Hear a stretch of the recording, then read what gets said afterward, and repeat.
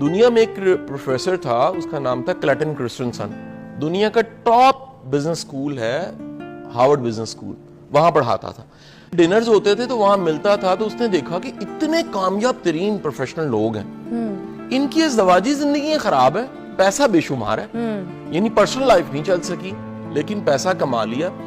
Factor ڈھونڈا, top factor ملا, جو ہماری پروفیشنل لائف ہے اس میں تنخواہ پہلی کو ملتی ہے, یعنی ریوارڈ فرسٹ کو مل جاتا ہے مہینے بعد.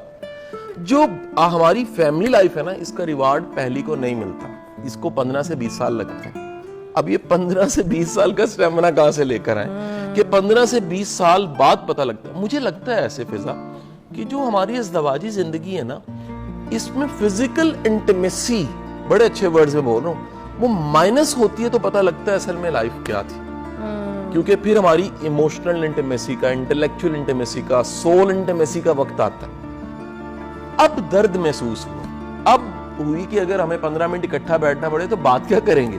اب ہوا کہ دور بھی تھے تو سول کنیکشن تھا, ایک دوسرے کی تکلیف محسوس ہونے لگ پڑی.